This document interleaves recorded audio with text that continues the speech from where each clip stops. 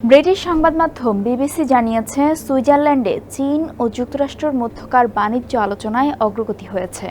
সপ্তাহব্যাপী ওই বৈঠকে মুখোমুখি হয় চীন ও যুক্তরাষ্ট্রের শীর্ষ বাণিজ্য প্রতিনিধিরা।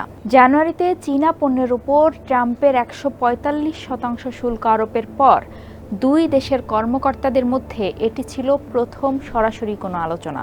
ওই সময়ে মার্কিন শুল্কের জবাবে বেইজিংও ১২৫% পাল্টা শুল্ক আরোপ করে। দুই দেশের পাল্টাপাল্টি শুল্ক আরোপের ফলে বৈশ্বিক বাণিজ্যে ব্যাপক অস্থিরতা দেখা দেয়, যার প্রেক্ষিতে আলোচনার জন্য চাপ বাড়ছিল দুই পক্ষের ওপরই। এখন যে কোনো ব্র্যান্ডের পুরাতন এসি বদলে নতুন ওয়ালটন এসিতে উপভোগ করুন 25% ছাড়। মার্কিন অর্থমন্ত্রী স্কট বেসেন্ট বলেন, এই আলোচনা ছিল গঠনমূলক ও ফলপ্রসূ। আমরা উত্তেজনা প্রশমনে গুরুত্বপূর্ণ অগ্রগতি অর্জন করেছি। এই বৈঠক কোনো বড় বাণিজ্য চুক্তি নয়, বরং বর্তমান পরিস্থিতির উত্তরণ ঘটানোর উদ্দেশ্য। মার্কিন বাণিজ্য প্রতিনিধি অ্যাম্বাসেডর জেমিসন গ্রিয়ার বলেন, চীনা অংশীদারদের সঙ্গে যে সমঝোতা হয়েছে তা $1.2 ট্রিলিয়ন বাণিজ্য ঘাটতি কমাতে সহায়ক হবে।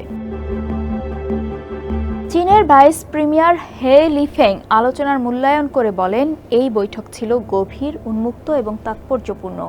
শুধু দুই দেশের জন্য নয়, বৈশ্বিক অর্থনীতির স্থিতিশীলতা ও উন্নয়নের জন্যও এটি গুরুত্বপূর্ণ। তিনি জেনেভায় সাংবাদিকদের বলেন, বৈঠকগুলো ছিল গঠনমূলক এবং বাস্তবমুখী। চীনের রাষ্ট্রীয় গণমাধ্যম জানায়, বেইজিং এই আলোচনা শুরু করেছে বিশ্বের প্রত্যাশা, নিজেদের স্বার্থ এবং মার্কিন ব্যবসায়ীদের আবেদন বিবেচনা করে।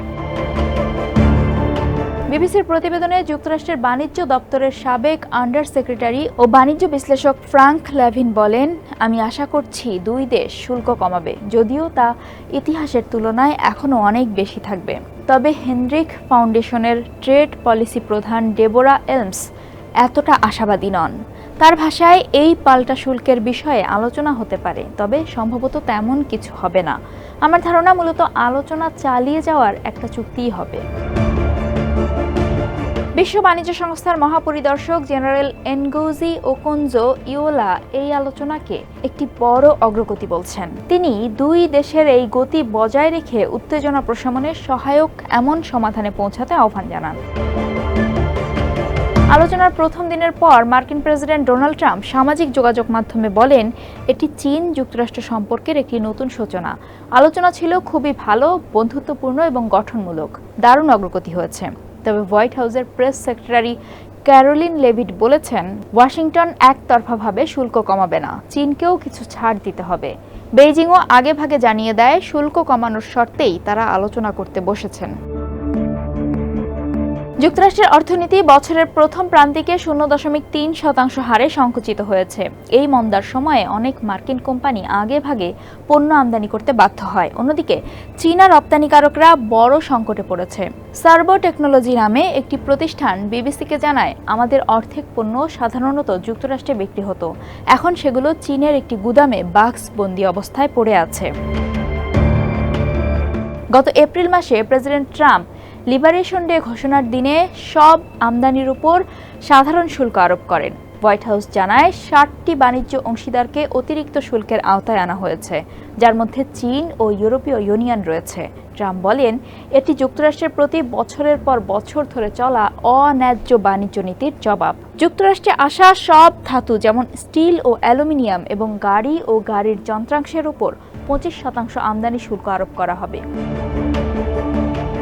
এরই মধ্যে যুক্তরাষ্ট্র ও যুক্তরাজ্যের মধ্যে একটি নতুন চুক্তি হয়েছে।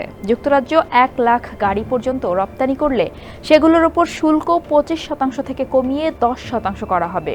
বিশ্লেষকরা বলছেন, এই ধরনের দ্বিপাক্ষিক ছাড় যুক্তরাষ্ট্রের বৃহত্তর কৌশলের অংশ হতে পারে, যেখানে চীনকে চাপ দিয়ে আলাদাভাবে দ্বিপাক্ষিক সমঝোতা তৈরি করা হচ্ছে।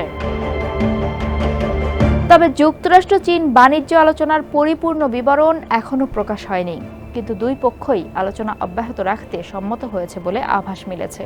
অর্থনৈতিক বিশ্লেষকদের মতে, এই আলোচনা বাণিজ্য সম্পর্ক স্বাভাবিক করার দিকে এক ইতিবাচক পদক্ষেপ হলেও চূড়ান্ত নিষ্পত্তির পথ এখনও দীর্ঘ। বিশ্ব এখন তাকিয়ে 12 মে যৌথ বিবৃতিতে কী বার্তা নিয়ে আসে চীন ও যুক্তরাষ্ট্র।